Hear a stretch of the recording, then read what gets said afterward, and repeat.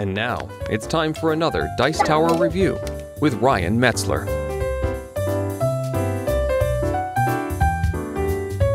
Hey everyone, it's Ryan Metzler here again, and today we're going to take a look at a game from Queen Games. We're going to take a look at Colonia. Now, I saw this game all the time on the shelves of my game store, and I always looked at it and thought it looked interesting, but I never really got around to it. Now I've had a chance to do so, and I'm glad that I did. Now, this is a Euro game that plays 3 to 6 players and has a little bit of an interesting timing aspect to it. But real quick, before I go into that too much, let's just take a look at what comes inside of the box and how the game plays, and then I'll come back here and give you my opinion on it at the end. So here you can see the components for Colonia. Now, I've set this up for a 3-player game, just because it's nice to see the movement of some pieces for 3 players. But note that the changes for a 6-player game or a 5-player game are really not very different than what you'd see in a 3-player game. So don't worry about that too much. Now, the one component you're not going to see much of here is the player screen. This is used, of course, to block all of the players' private things in the game, be it how many family members you have left, which are these cubes over here, or what goods you've collected throughout the game. Just know that you can block them with this. Everybody has one. Now, the idea of this game is that you're going to play over 6 rounds, and each round is divided into a week being 7 days. You'll see 1, 2, 3, 4, 5, 6, and 7 down here. Now, these days, and each day a different thing is going to happen. The first day, Monday, is going to be the preparation day, and I've already done the preparation, but each day, each week, you're going to prepare with one of these cards, which is going to tell you how to set up the board. You'll see this top one here has a picture of this market area out here. It tells you how many goods you're going to put on that market area. You'll see that it has a little die here, more on that die later. And then you'll see down here that it has a 0, a 0, a 2, a 1, and a 1 here, which is going to dictate at which level these tracks are supposed to be. So 0, 0, 2, 1, 1. 0, 0, 2, 1, and 1. You'll see what that does in a little bit. Finally, you'll see on the bottom here that there are 3 ships. That means that 3 ships are going to depart from this port at the end of day 6, technically, kind of between days 6 and 7. So we'll see how that works, but note that this is the setup and the next one will be different. You'll see here that it'll have different numbers all around. It's still going to be 3 ships leaving, but everything will be a little bit different in that round. After you set that up, you're also going to reveal 3 of these Edict cards out here. These are potential things that you'll be able to vote on at certain times. You'll see this one has a 4, this one also has a 4, and this one here has a 5. This means that you're going to vote for them before day 4 and before day 5. Now, after that's done, we'd move on to day 2, which is going to be Tuesday. And during Tuesday, or on Tuesday, you're going to go ahead and you're going to kind of bid for turn order, and you're also going to put a number of guys out in this room here. What that's going to do is determine the number of votes you get later in the round for various edicts, and it's also going to, of course, determine turn order, like I said. So let's say everybody has their own hand of cards, and you'll see here, each of these cards, you have a yes and a no vote, more on those later. And then you have 3, 4, 5, 6, 7, and 8 family members. Now, each player during this phase is going to choose one of these cards. Let's say this player chooses this one, and our other 2 players choose these cards. Once everybody is chosen, you're going to reveal all of them. We'll see green revealed 6, which means they're going to put 6 of their guys here into this room. We see that both purple and red revealed 5s. Now, since their turn order was previously in this order, we're going to switch it. Green will be first, then purple, then red. And each one of them will put 5 guys out here into this room. 1, 2, 3, 4, 5. Now that they have done this, they're going to move all of their people into the street. What happens is that these people will be collected in the next turn. When they move people from this room to this room, they'll then take these guys back, and they'll be back in their supply. So it's kind of a timing mechanism of moving guys from one place to the next, and then collecting them from the street later in the next round. After you've done this, so you now know that green is first, purple is second, and red is third, and that green has 6 votes, purple has 5 votes, and red has 5 votes. These cards are discarded from the game. They're never going to get them back. After you've done that, you're going to move on to day 3, which is Wednesday, and during Wednesday you get to shop at the markets. You'll see they're all laid out here nicely. And the number of goods in here is determined by the card you reveal on Monday. So there's 6 here, 5, 4, 4, 3, 3, and 2. These goods have different colors. There's a brownish one, kind of a tan, a white, and then some blue and some black. All types of different colors that you're going to need to produce different types of goods later. So you kind of have the goods you're going to use to construct things, and then the final endpoint goods that you'll use to ship out here. But anyhow, if you want to buy these in turn order, starting with green, then purple, then red, you may choose one of these lots to take, and you'll put it behind your player screen to use later. But you can choose one of them to take. You'll pick them up, and let's say green wanted these. He'd pick up these 6 here. He'd put them behind his player screen, but he would have to replace them with an equal number of family members. So he'd have to put 6 family members out here. And of course, he won't have those for later. So if he doesn't have them, he won't be able to place them out on something else. And additionally, if you never have enough family members to put out what your card says, you actually lose all of your votes for the turn and go last. So making sure you have family members is very important. The next player would then have a choice of taking something, and maybe they only want these 4. So they put those 4 behind their screen, and they place out here 4 guys. So the fewer goods you take, the less people you have to use, but of course the fewer goods you're getting. So maybe you find a supply of things that you really like, or maybe you don't and you decide to pass on it. Once you pass, you're actually out of the round completely, so you can't take any more goods. But if you don't pass, it's going to keep going around the 3 players, or however many players you have, until everybody decides to pass. So green actually has a chance to get more goods if they decide to spend more family members. Now, we're going to move on to phase 4, and we'll see that this card here has a 4 on it, and so does this one. Before we actually go into phase 4, we're going to vote on these cards. So the first card here says, each player may draw 2 resources from the bag immediately. I didn't show you, but these resources actually came out of a bag. So when you stock the supply, you stock them randomly from a bag. So everybody's going to vote on this, and as I said, green has 6 votes, purple and red both have 5. And everybody has their yes and no cards that I showed you at the beginning. So secretly, each player is going to choose their yes or their no card. They're going to place it face down in front of them, and everybody's going to reveal simultaneously and count up the votes. So basically here, if 2 of the players voted yes, then this would happen, and each player would get their goods from the bag. If 2 of them voted no, then this would happen, or wouldn't happen, and of course nobody would get their goods. Now in other scenarios, you may have 1 player who has 8 votes and 2 players who have 2 apiece. At this point, or 3 apiece, let's say. At this point, it doesn't really matter if the 2 players who have 3 apiece vote the same, and the other person votes different. The 8 votes are going to win. So positioning yourself to win a vote when you need to is going to be kind of important. You can choose a high card to try and influence the vote a little bit more. Anyhow, after you voted on this one, if there's another one with the same phase, you're going to vote on it as well. And this one says the saddler fulfills 2 additional contracts.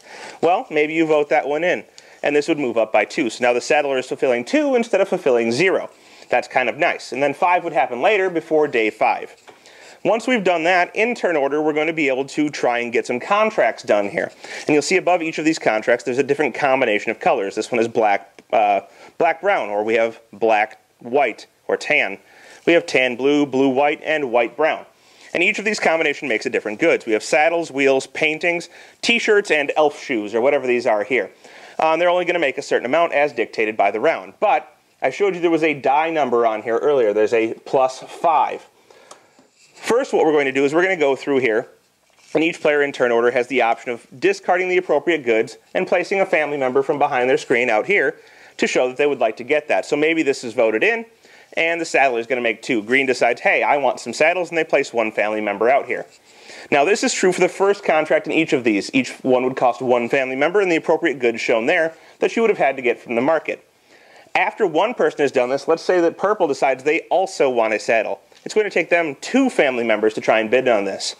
And so now they're guaranteed a saddle, but it costs them 1 more family member than green. And red can actually do the same thing, but that would cost them 3 workers. So the first contract is 1, 2, 3, and so forth and so on. But red is not guaranteed a contract because the saddler may only produce up to 2. After everyone has done this and either played or passed, and once you passed again, you're out, and you can try shoes or t-shirts or paintings, whatever it may be that you need. You're going to roll this die. You'll roll it 5 times because that's what the card said. So number 3 is going to produce an additional time. So we'd move this down 1 more, and a player who maybe took a gamble might actually get their painting. And you roll it again. 1 is going to produce again. So red being here actually paid off because now they'll actually get their good. And you do that 3 more times, moving the appropriate tracks. If rolling a 6, you would actually increase all of them by 1, and everybody would take 1 more contract. So, after you've done that, everybody that's above the marker is going to get the appropriate goods, and everybody that's not above the marker is simply going to stay there. And these family members would move off down to here. And the same thing would have happened to these. They'd move to the street once they're done with them, and the remaining goods would be taken off. So you'd clear these out, and all guys that were used end up in the street to be collected on the next round. After you've done this, you're going to slide all these back up to the top, and any remaining pieces, let's say that green had tried to go for a 4th one of these saddles, would be slid up along with that. And so now they have the next shot at the next saddle, but the next player to place will only have to place 1 family member, and will get it cheaper than them.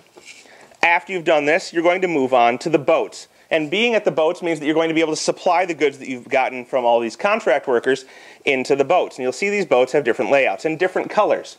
This boat here is from Bergen, or Bergen. And it has different things that it requires. There's 4 different areas on this boat that all require different goods. For example, this one wants a t-shirt and a saddle and a painting, where the one beneath wants 2 wheels and an elf shoe. And the number of or amount of money you'll earn for supplying that is written down there, 9 apiece. Or if you want to do only 2 goods, it's 5 apiece. The next boat here, or one of these boats, is from London. So we'll see it also has 4 compartments, one that's only worth $2, one that's worth $5, another one that's worth 5, and one that's worth 9. But it has a different color, and these different colors actually imply different currencies that you'll earn for shipping out on those boats.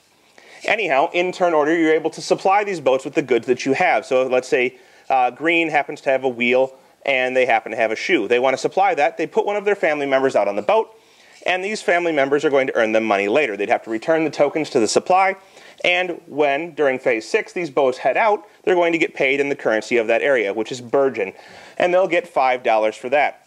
And you can keep supplying these in turn order one at a time until everybody decides to pass, just like usual. After that, you're actually going to move on to Phase 6. Now, Phase 6 is kind of like a half phase. It's more of the payout phase from the ships than it is anything else.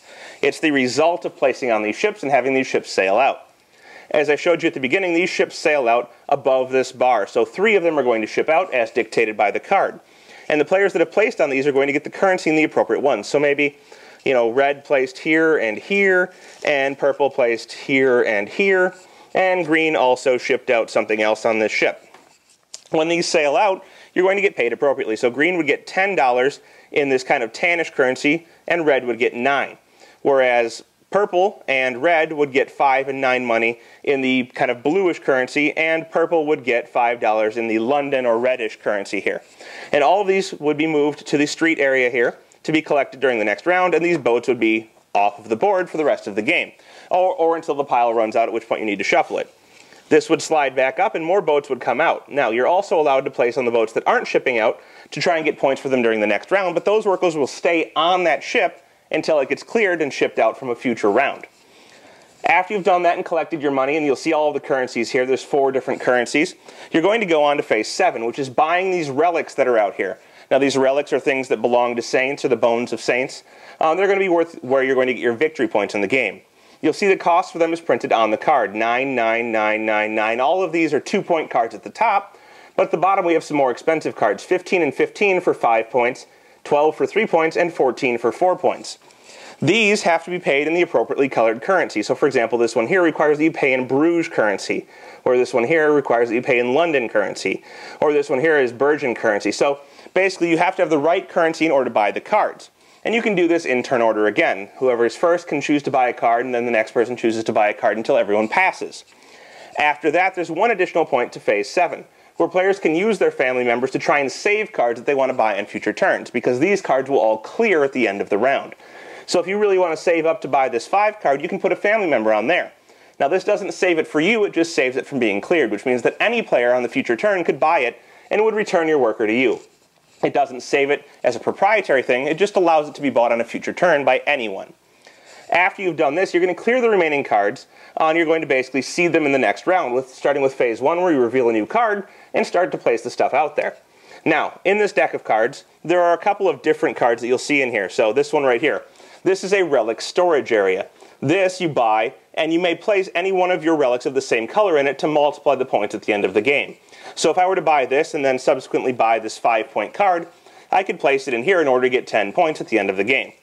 But basically, that's going to be the gameplay. You're going to go through 6 rounds of this. At the start of the next round, you'll again reveal a card, place workers in here, but then you'll collect the workers that are out on the board. So you're going to have to kind of balance which ones you've used in previous rounds with the ones you're going to use in the new rounds in order to try and get things done.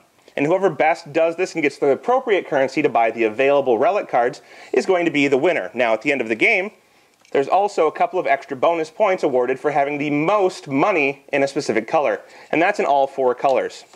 So whoever gets the most in each of the 4 colors will get a bonus 2 victory points, and through collecting these cards and getting the bonuses at the end of the game for having the most money, whoever best does this will be the winner. And there you have it. That is Colonia, a Euro game for 3 to 6 players with something that I find kind of, I mean, it's not unique, but it has a good feel to it. The feel is that you place those workers and you don't get them back at the end of the round. So if you place a bunch of your family members out, let's say you decide you need a lot of stuff from the board this turn, you're probably not going to do a whole lot on the next turn. And it has an aspect that really punishes you for this. If you decide to go ahead and try and place workers out onto the board at the start to get a lot of votes and you don't have the right number of workers, or enough workers I should say, you actually become last in the round and you get no votes. So you got to be really careful about keeping enough people in your supply in order to do the things you need on future turns, but of course use enough on your current turn in order to get the stuff that you want. So there's really kind of a give and take there. You don't want to overinvest, but you certainly don't want to miss out. The game takes a decent amount of time to play. It's not a short game, but it is one that I think always has interesting choices going on. There's an interaction between players. There's trying to figure out how many workers people are going to use for their votes, what other players are going to vote for, how best to vote in order to go, for your own benefits and not to benefit other players, and then, of course, the things you want to take from the board. What do you want to ship? What relics are you trying to get? And how to not compete with other players too much for those different things, because otherwise you'll get locked out of them. The production quality of the game is very good. I have really no complaints about the board or the wooden pieces. Of course, it comes with paper money, and a lot of paper money that you're going to have to fiddle with, and you can't really replace it unless you want to use different colored tokens. So that's the one downside I would say in the production of this game. But overall, I have to say that Colonia is a great game, one that is definitely going to stay in my collection, and has a little bit of a different feel, even though it kind of uses the same mechanics that we've all seen before. So if that sounds interesting to you, check it out. That's Colonia from Queen Games. Thanks so much for watching the Dice Tower videos. Find more great videos and reviews, as well as our top-rated audio podcast at Dicetower.com. You can also find other great shows at DicetowerNetwork.com. I'm Eric Summerer, and you've been watching The Dice Tower. The Dice Tower is sponsored by Cool Stuff Inc., where you can find great games for great prices. Cool stuff in stock. Check them out at CoolStuffInc.com.